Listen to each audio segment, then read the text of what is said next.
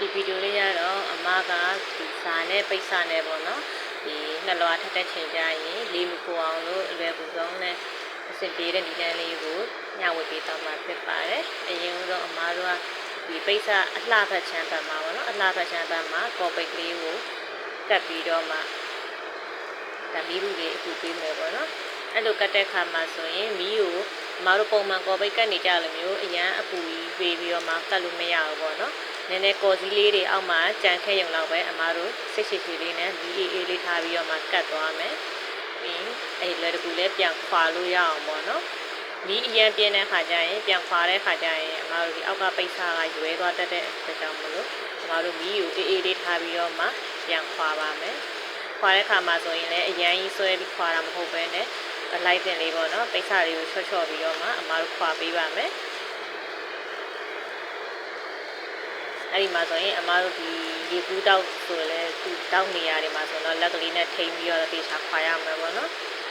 အရင်ခွာလိုက်ပြီဆိုရင်အမတို့ဒီချုပ်စာနေရတယ်လွဲသွားနိုင်တာဖြစ်ပါတယ်ဒါကြောင့်အမတို့ဖြည်းဖြည်းချင်းခွာမယ်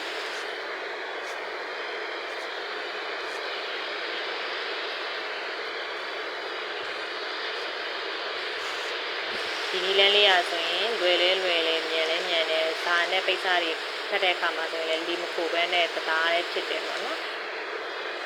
ဒီမှာဆိုရင်ဒါအမတို့ပိတ်စာမှာဆိုရင်ကော်စည်းလေးတွေကြံခဲ့တယ်ပေါ့နော်အမကအပေါ်ကကျူးစာလေးကိုထပ်ပြမှာပြတ်ပါတယ်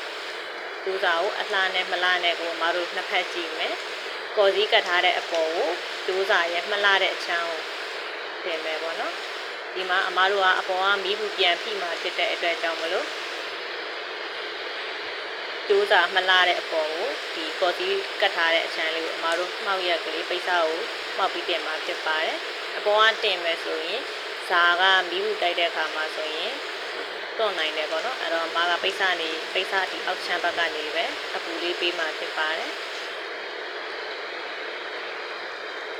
အဲ့လိုပေးတဲ့အခါမှာဆိုရင်လည်းအမတို့မီးကိုအေးလေးပဲထားပါမယ်အမတို့ဒီရင်သွေးမီးဘူးတွေဆိုရင်တော့အမတို့နံပါတ်1လောက်ပဲထားပြီးတော့အပူပေးတယ်ပေါ့နော်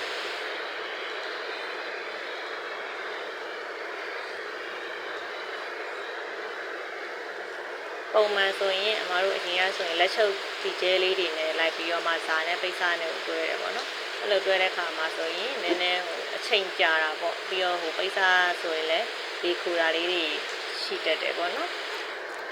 အမတော့ခုနောက်ပိုင်းမှာတော့ဒီနီလန်းလေးနဲ့ပဲသုံးပါတယ်ဒါလေးကအဆင်ပြေတယ်ပေါ့နော်မြန်တယ်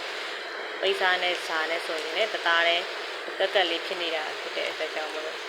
ဒီဟာလေးကတော့ပို့ပြီးတော့အမအတွက်ကအဆင်ပြေရပါတော့မသိတဲ့သူလေးတွေကိုလည်းအမကပြီးသွားအောင်လို့မျှဝေပေးတာဖြစ်ပါတယ်ရှင်ဇာမျိုးစားပေါ်မှာကွာဒီပြီးတော့အမတို့ဒီမျိုးသုံးရတာပါနော်ဒီကျိုးစာတွေဆိုရင်တော့ဒီနည်းလမ်းလေးနဲ့အဆင်ပြေပါတယ်ရှင်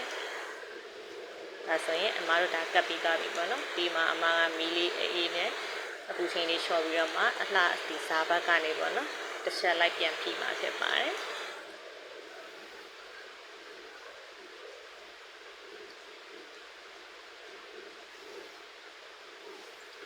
ဒါကတော့အမတို့ဇာနဲ့ပိတ်စာနဲ့ထက်တဲ့ခါဆိုရင်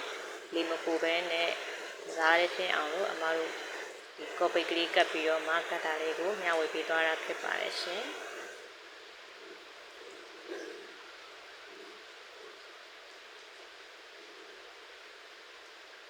အားလုံးပဲအဆင်ပြေကြပါစေရှင်